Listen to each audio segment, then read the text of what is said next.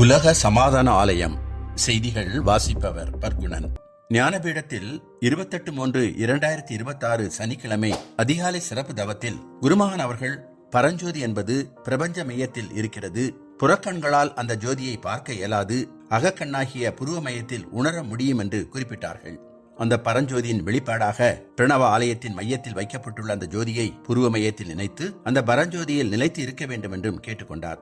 அதுவே புருவ மையத்தில் ஒளியாகவும் நம்முள் இருக்கின்ற உயிர் ஒளி வடிவமாகவும் உள்ளது என்றும் தெளிவுபடுத்தினார்கள்.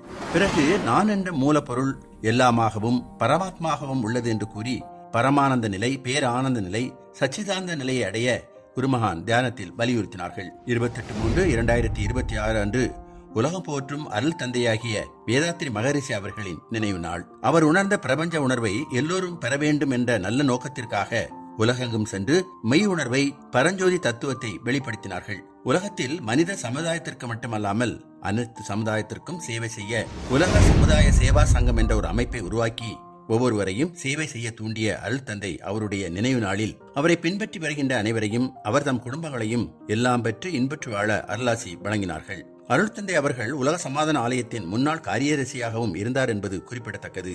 அன்று மாலை சங்ககிரியிலிருந்து வந்த உலக சமுதாய சேவா சங்கம் அன்பர்களுக்கு குருமகான் அவர்கள் சிறப்பு சத்சங்கம் அளித்தார்கள்.